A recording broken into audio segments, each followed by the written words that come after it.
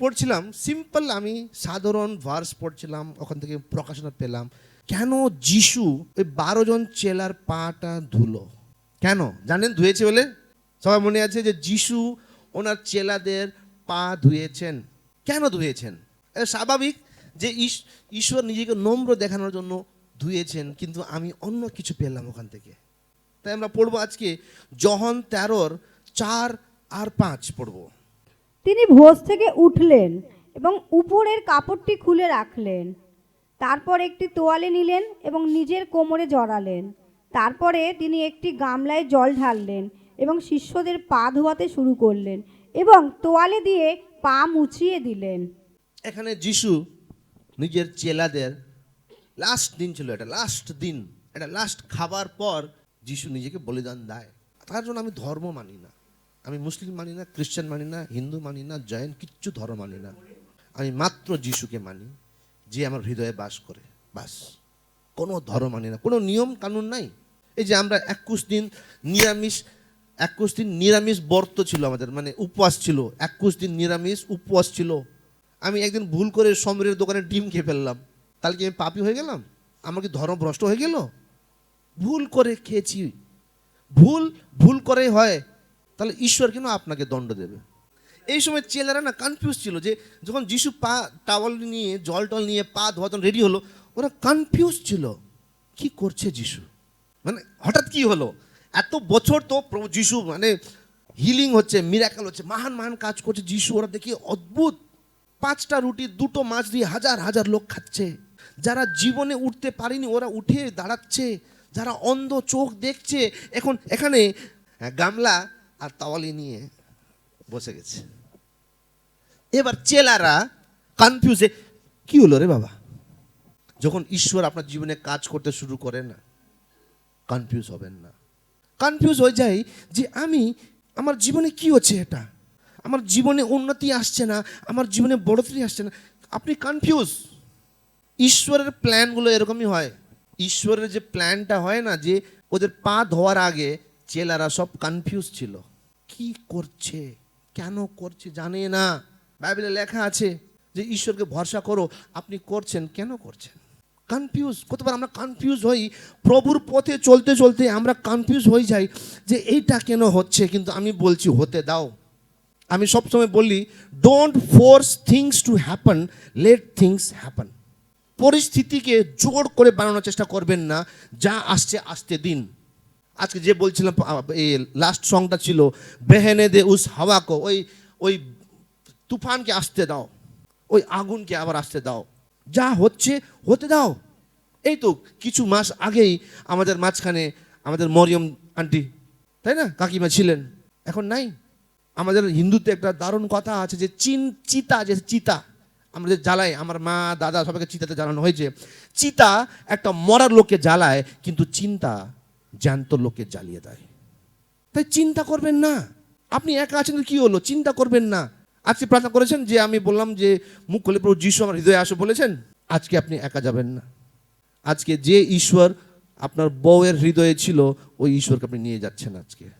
আপনি যাবেন, একা যাবেন না, আজকে থেকে একা থাকবেন না। এখন থেকে ওই হৃদয়ে যখন চোখ বন্ধ করি না, কিছু দেখবেন কত গভীর আছে, কত গভীর। চোখ বন্ধ করে দেখবেন যে কিছু দেখা যায়, কোথায় ইস্ট, কোথায় ওয়েস্ট, নর্থ সাউথ, সব মানে এত গর্ত যে আপনি মেজার করতে পারেন না।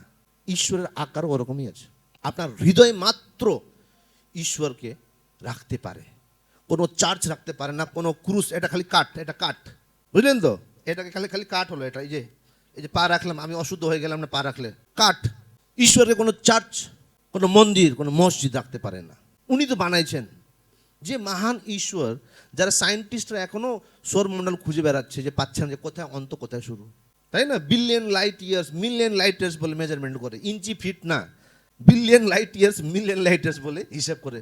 তাহলে ওই ঈশ্বর মাত্র আপনার হৃদয়ে বসতে পারে, কোনো মন্দিরে না, কোনো চার্চে না, কোনো মসজিদে না। মনে রাখবেন এটা। তা যিশু কেন চেলাদের পা ধুচ্ছিল? যদি আপনি পড়েন 13:6 পড়েন, ও সাইমনের কাছে আসে। সাইমন মানে পিতরের কাছে আসে যিশু। তিনি সিমন পিতরের কাছে এলেন এবং পিতর তাকে বললেন, প্রভু, আপনি কি আমার পা ধুইয়ে দেবেন? পিতর বলছে যে প্রভু আমার পা তুমি ধোবে, কারণ পা ধোয়া কাজ যে ছিল ওইটা গুলামদের ছিল, যারা দাস হতো ওদের কাজ ছিল পা ধোয়া। ওই লোক আসছে বাড়িতে, যা পা ধুয়ে দে। দাসরা যে লোকদের পা ধুতো। কিন্তু যিশু একটা মসি ইহুদি ঈশ্বর যাকে চমৎকার করতে দেখছে, ও হঠাৎ এসে পিটারের কাছে, প্রভু কি করছো, এটা এত ছোট কাজ করছো তুমি, হ্যাঁ এত নিচু কাজ তুমি করছো। Confuse Peter.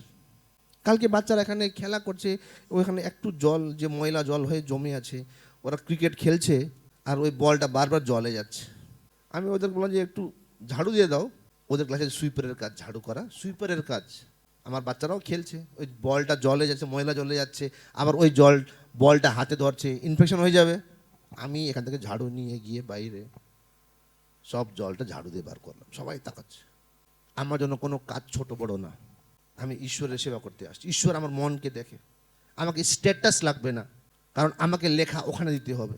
আমি মানুষের সামনে আমি একটু হাই লেভেল, তুই একটু লো লেভেল। এখন কলকাতায় আমি অনেক ফাইট হয়ে, তুই ছোট লোক, আমরা বড় লোক। আমরা যিশুর লোক, যা করতে পারেন করেন। লোক নিচুভাবে তুচ্ছভাবে ভাবুক। বাইবেলে লেখা আছে যখন লোকরা আপনার বিষয়ে খারাপ বলে আপনি আশিসময় হয়ে যান। লেখা আছে আশিসময় তুমি যখন তোমার নিন্দা হয়, আশিসময় তুমি যখন লোক তোমাকে শতাবাট করে, আশিস তুমি যখন তুমি নম্র হয়ে যাও। লেখা আছে মতি 5-এ, ওরা আমাকে তুচ্ছ ভাবছে, এখানে আমি আশিস পাচ্ছি। হ্যাঁ, এই তিলকা এরকম কাজ করে আপনি আশিস পাচ্ছেন। ওরা জানেই না আমাদের আশিসের মাধ্যম আমাদের শত্রুরা হয়ে যাচ্ছে। আনন্দ করো। এখানে পিটারও কনফিউজ যে যিশু কিভাবে আমার পা ধুতে পারে। তারপরে আমি যখন 7 আর 8 পড়লাম না, আই ওয়াজ সো কনফিউজ। যখন আমি যখন 13, 7 আর 8টা পড়লাম, আমি টোটালি কনফিউজ। এখন আপনারাও শুনুন আর আপনারাও কনফিউজ হয়ে যান আজকে। পড়ো। যিশু উত্তরে বললেন, আমি কি করছি তা তুমি এখন বুঝতে পারছো না, কিন্তু পরে এটা বুঝতে পারবে। পিতর তাকে বললেন, আপনি কখনো আমার পা ধুইয়ে দেবেন না। যিশু উত্তরে তাকে বললেন, যদি আমি তোমার পা ধুইয়ে না দিই তবে আমার সঙ্গে তোমার কোনো সম্পর্ক নেই। যদি যিশু আপনার পা না ধুয়ে আপনারা যিশুর সম্পর্ক নাই। কি আপনার পা যিশু ধুয়েছে? ধুয়েছে? কিন্তু যিশু এখানে বলছে যে যদি যিশু আপনার পাকে না ধোয়ে আপনারা যিশুর সম্পর্কই নাই। আবার পড়ো। যিশু উত্তরে বললেন, আমি কি করছি তা তুমি এখন বুঝতে পারছো না, কিন্তু পরে এটা বুঝতে পারবে। পিতর তাকে বললেন, আপনি কখনো আমার পা ধুইয়ে দেবেন না। যিশু উত্তরে তাকে বললেন, যদি আমি তোমার পা ধুইয়ে না দিই তবে আমার সঙ্গে তোমার কোনো সম্পর্ক নেই। প্রভু যিশু যদি আপনার পাটা না ধোয়ে আপনার আর প্রভুর কোনো সম্পর্ক নাই। তারপরে একটু পরে 10-এ লেখা আছে যে কাদের পা ধোয়া হবে, কাদের পা ধোয়া হবে না। যিশু তাকে বললেন, যে কেউ স্নান করেছে তার পা ছাড়া আর কিছু ধোয়ার দরকার নেই। যারা চান করেছে ওদের খালি পা ধুলে হয়ে যাবে। তারপরে এবং সে সর্বাঙ্গে পরিষ্কার। তোমরা শুদ্ধ, কিন্তু তোমরা সকলে নও। তোমরা সবাই শুদ্ধ নয় বলছে এখানে। ওটা জুদা ইস্কারিয়টকে বলছে, হালকা করে ইনডাইরেক্ট কথা বলছে, তাই না? সবাই এখানে পরিষ্কার নাই। এখানে চান করা লেখা আছে, যারা চান করেছে ওদেরকে মাত্র পা ধুইলে হয়ে যাবে, আর যারা চান করেনি ওদের পুরো শরীরটা ধুতে হবে। আমি আসছি, দাঁড়ান। চান করা মানে কি দর্শায়? আপনারা সবাই চান করেছেন, তাই আপনি পরিষ্কার আছেন।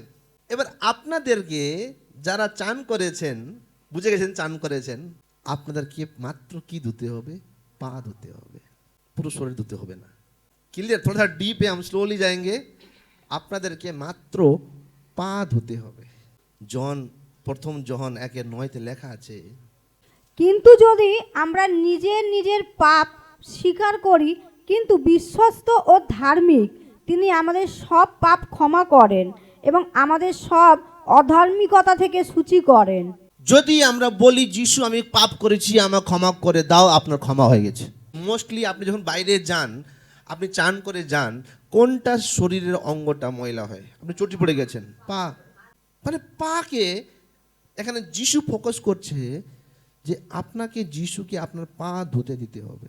আপনি চান করে নিয়েছেন অলরেডি, এখন আপনার তোমাকে চান করতে হবে না, কিন্তু তোমার যে পাটা ডেইলি আপনার বেরোন, হাঁটাহাঁটি করুন ডেইলি। প্রথম জন 1:9 অনুযায়ী আপনার পাটা যিশুকে দেবেন আর বলবেন, কি লেখা আছে আবার? কিন্তু যদি আমরা নিজের নিজের পাপ স্বীকার করি, তিনি বিশ্বস্ত ও ধার্মিক, তিনি আমাদের সব পাপ ক্ষমা করেন এবং আমাদের সব অধর্মিকতা থেকে সূচি করেন। তাই আপনাকে বিশ্বাস করতে হবে আর যিশুকে আপনার পা দিতে হবে, প্রত্যেক দিন দিতে হবে, এভরিডে। বিকজ পা তো আমাদের ডেলি ময়লা হয় না। কি বলবেন? প্রভু যিশু, বলুন মুখ খোলে, প্রভু যিশু আমার পা ধুয়ে দাও। কারণ যদি পা না ধোয় যিশু, আপনার আর যিশুর সম্পর্কই নাই, লেখা আছে। তাই ডেইলি বলবেন, কারণ পা প্রত্যেক দিন ময়লা হয়। মানুষ আমরা তো কোথাও কোথাও ভুল করেই ফেলি। আমরা যত পবিত্র হতে চাই হবে না, কারণ বাইবেলে লেখা আছে মানুষের পবিত্রতা, মানে মানুষ সব থেকে পারফেক্ট আছে, কিন্তু ওই ধার্মিকটা ওই ময়লা ন্যাকড়া মতন। কারণ যদি আপনি যিশুকে ডাকবেন না যে আপনাকে ধুয়ে দাও, আপনার আর যিশুর সম্পর্ক ক্যান্সেল, কোনো সম্পর্ক নাই আপনার আর যিশুর। অদ্ভুত যে ঈশ্বর রেডি আছে পাপ ক্ষমা করে করে আমাদের সম্পর্কটা স্ট্রং হচ্ছে। পাপ ক্ষমা করা মানে পা ধোয়া, যত যিশু পা ধুচ্ছে আমাদের সম্পর্কটা স্ট্রং হচ্ছে। তাই সব সময় বলবেন না যে মন অসুস্থ হয়েছিস, পাপ বেশি হয়ে গেছে বলবেন না, বুঝলেন তো? ক্ষমা করে দিয়েছি। যদি উনি আমাদের পা না ধোয়ে, আমাদের আর যিশুর মধ্যে দিয়াল চলে আসে। আর যখন 13:14 লেখা আছে, তারপর যদি আমি প্রভু এবং গুরু হয়ে তোমাদের পা ধুইয়ে দিই, তবে তোমরাও একে অন্যের পা ধুইয়ে দিতে বাধ্য। তুমি তোমার বরের পা ধোবে, কি সত্যিকার পা বলছি না, তুমি তোমার ছেলের পা ধোবে। মানে কি হলো? পা ধোয়া মানে ক্ষমা করা, পা ধোয়া মানে ধুয়ে দেওয়া। তুমি ডেভিডের পা ধোবে, ডেভিড তোমার পা ধোবে। তুমি তোমার মার পা ধোবে, আমাদের মঞ্জু আন্টি বৈশাখের দির পা ধোবে। পা ধোয়া মানে ক্ষমা করা, মানে পা ধোয়া মানে আত্মিকতাতে শারীরিক পা ধোয়া বলছি না এখানে। এখানে যিশু শারীরিক পা ধোয়ার কথা বলছে না, যে গিয়ে গিয়ে কলকাতার কে কে আছে পা দিতে, মন তোর পা তোর পা তোর পা, হ্যাঁ কত পা ধোবেন তাহলে? এক অনারের পা ধোবেন, মানুষ 1000 জন যদি আছে চার্চের মেম্বাররা, ও পা ধুতে চলে গেল, পুরো রাত শেষ হয়ে যাবে। পা ধোয়া মানে ক্ষমা করা, এক অনারকে ক্ষমা করো। কারণ মতি 6:14-15 আমি শেষ করি। কারণ তোমরা যদি লোকের অপরাধ ক্ষমা করো, তবে তোমাদের স্বর্গীয় পিতা তোমাদেরও ক্ষমা করবেন। কিন্তু তোমরা যদি লোকেদেরকে ক্ষমা না করো, তবে তোমাদের পিতা তোমাদেরকেও অপরাধ ক্ষমা করবেন না। ভাবুন, আমরা কলকাতার সব লোক যদি ক্ষমা করতে শিখে যায় না, একটা ক্রাইম হবে না এই শহরে, একটা ক্রাইম হবে না এই শহরে। যেরকম যিশু আমাদের ক্ষমা করেছে, যেরকম যিশু আমাদের পা ধুয়েছে, আমরাও এক অনারের পাটা ধুই, এক অনারের পাপটা ক্ষমা